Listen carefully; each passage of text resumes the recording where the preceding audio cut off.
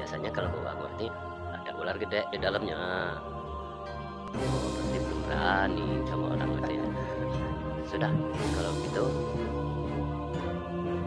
besok pagi karena ini udah sore, nanti saya kasih.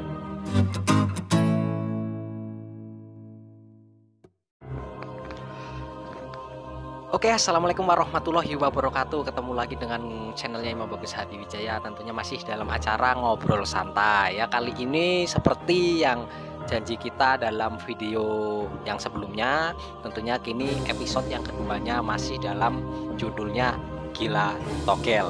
Nah, kalau yang kemarin itu sampai masuk ke istana gaib, sekarang juga sama saja seperti mau masuk istana gaib. Cuman tempatnya dan ceritanya tentunya berbeda, dan ini real nyata karena ini kejadian ini betul-betul dijalani dan orangnya langsung yang berbicara. Nah, kita langsung saja tanyakan kepada Pak Romli ini tentang apa ya namanya ya, pengalamannya yang sampai masuk Gunung Kuda Putih. Sebenarnya Gunung Kuda Putih ini ada di daerah Batu Tegia ya. Itu Talang Padang. Masuk Gisting ya. Oh ya.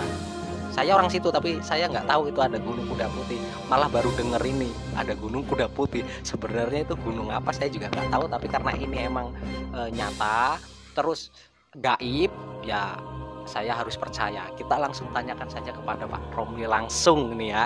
Tentunya sangat seru sekali. Ya, langsung ya. Ya, oke, kalau masih bertanya lagi tentang pengalaman saya, nah ini masih berkaitan dengan episode yang pertama ya, masalah tentang gila nomor masih. Cuman sekali ini lain lagi daerahnya. Kalau yang tempo hari itu di daerah Pesawaran, ini sudah masuk ke Tenggamus. Nah, cuma sekarang yang jam Tenggamus, kalau dulu masih satu kita ini. Ya. Jadi waktu itu saking penasarannya, masih juga ngejar-ngejar masalah kalau ada nasib dari nomor. Dengar-dengar kata kawan ada di daerah Naningan, daerah Batu Lima. Nah, lantas saya ngajak teman saya lagi pergi ke sana.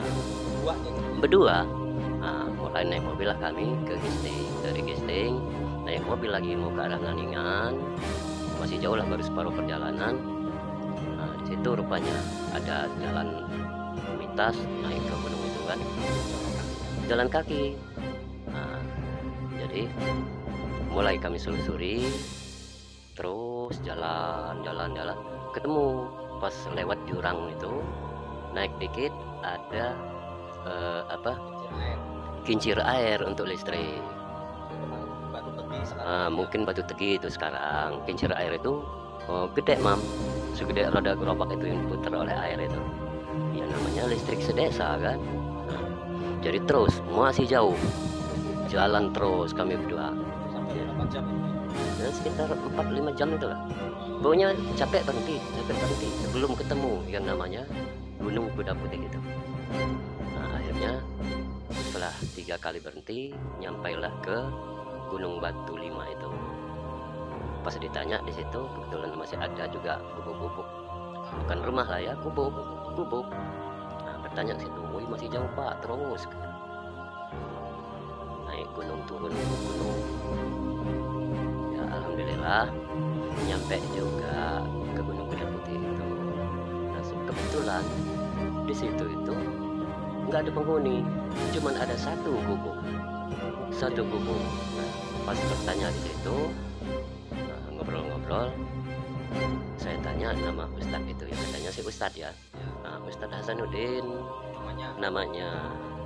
Nah, setelah ngobrol kami itu langsung mengatakan keperluan kedatangan itu, Langsung to the point lah ya. Ya, jadi begini Ustadz, kami ini sudah keliling-keliling ini sampai ke kemari, tujuannya pengen cari nomor.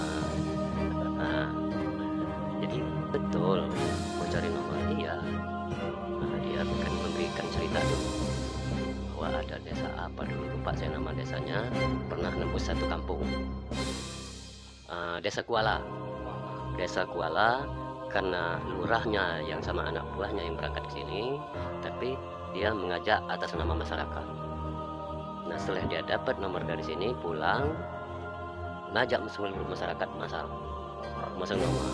Makanya desa Kuala itu langsung berubah. Tadinya kan gubuk-gubuk semua, nah, jadi rumah agak permanen lah gitu kan. Baru kami yakin, kalau sudah yakin silakan nanti dijalani apa yang saya suruh. Ya kira-kira sudah berani? Ya berani lah Ustaz.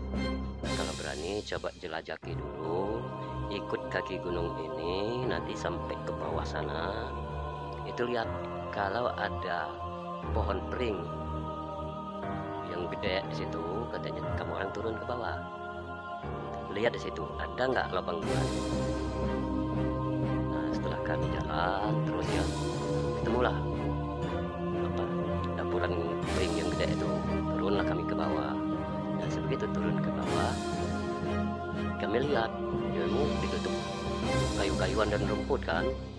Nah sebegitu kami mau masuk, kami berdua itu sebegitu nyampe ke pintu gua itu, tapi itu bisa berdiri jalannya, masuknya gede. Teman saya yang saya suruh masuk, saya kan nunggu di luar. Nah, sebegitu dia udah mulai masuk sedikit, mundur lagi. Lantas saya tanya kenapa? Ya kita izin dulu lah, katanya begitu kan. Udah balik lagi tempat Ustaz itu kan, udah ketemu ya sudah Ustaz, sudah kami coba mau masuk, udah kami laporan dulu apa sudah dilakukan sama Ustaz apa belum. Ya sudah kalau memang sudah ketemu, saya izinkan kamu orang masuk, cuma satu aja yang masuk, satu tetap nunggu di pintu, katanya begitu. Nah, turun lagi kami kan, turun lagi, teman saya inilah yang mau masuk. Sebegitu sekitar 5 meter dia masuk, mundur lagi. Loh kenapa kok keluar lagi? Waduh baunya wangur gitu. Memangnya apa kalau bau wangur? Biasanya ular gede itu, artinya kalau bau wangur itu. Jadi udah gak jadilah pulang ke rumah, ke gubuk Ustaz itu. Ya udah pulang. Nah pulang ke gubuk itu lagi, cerita hasilnya. Setelah cerita bahwasanya teman saya sudah mau masuk Ustaz, baru sekitar 5 meter dia mundur lagi keluar karena dia membau di dalam itu wangur katanya. Biasanya kalau bau wangur ini ada ular gede di dalamnya. Oh berarti belum berani sama orang katanya. Sudah kalau gitu besok pagi karena jam sore nanti saya kasih. Nah sudah tidur semalam itu, bangun pagi-pagi. Nah sudah sambil ngopi-ngopi sama Ustaz itu dia udah mulai ngasih lah nomor.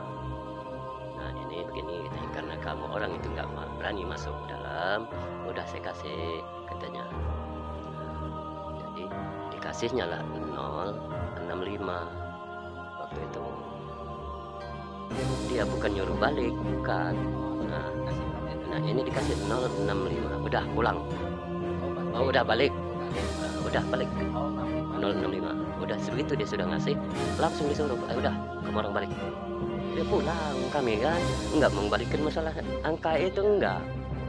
Saya kira balik itu kan disuruh pulang kita kan, ya turun kami pulang. Nah sesampainya di kampung sini lagi, mulailah ngomong dengan teman-teman yang nyumbang ongkos tadi. Nyumbang ongkos. Nah itu mulai kami habis-habisan pasangnya 065. Saya aja habis emas 10 gram loh masangnya. Belum teman-teman saya, ada yang gadain mobil, supir Arimbi itu. Sebenarnya ternyata setelah mendengar siaran waktu itu kan mendengarnya di radio. Begitu dengar siaran radio, keluarnya 056. Rupanya 056. Ustadz itu nyuruh angka inilah yang dibalik, bukan nyuruh kita pulang sebetulnya. Udah balik. Balik ya, udah balik. Langsung pulang kami. Maksudnya ya itu. Ya nomor itu mungkin yang disuruh balik sama kita. Nah tapi kami nggak situ, langsung aja pulang. Nah pulang, besoknya mau pasang kami kan. Ternyata keluarnya 56, rupanya nomor itu yang suruh balik. Woi, sampai habis-habisan waktu itu. Iya, saya aja 10 gram emas, belum teman-teman saya. Bahkan supir Arindi itu, Pak Busuk namanya, sampai ngadain mobil pickupnya buat pasang nomor 065. Nah, sampai di sini dulu, Mam, episode yang kedua. Nanti kita sambung lagi untuk episode ketiga dan episode keempat. Masalah nomor ini sampai ke episode 4 aja lah. Oke guys, itulah cerita yang masuk Gunung Kuda Putih ya. Jadi ceritanya ternyata masih tetap gagal nih. Dari Gunung Bromo kan, yang dari Gunung Sumoilang sampai Kuda Putih masih gagal. Ternyata 065 itu dikasih suruh balik, itu bukan balik orangnya, ternyata suruh balik nomornya. Dan semua orang banyak yang tertipu hingga habis-habisan duit jutaan ya. Zaman dulu jutaan itu udah seperti ratusan juta ya. Ya, oke, nanti kita lanjutkan yang ke daerah Tulang Bawang ya. Di daerah Tulang Bawang itu ke makamnya Sultan Ngegulung ya. Salah satu mungkin itu pendekar di daerah Menggala. Oke, ya sampai sekian dulu. Jangan lupa subscribe channel ini supaya nanti kalau kita upload video selanjutnya ada pemberitahuan di HP kalian. Oke, jangan lupa subscribe, like, komen bila perlu, kasih pengalaman yang sama juga boleh. Oke, wassalamualaikum warahmatullahi wabarakatuh.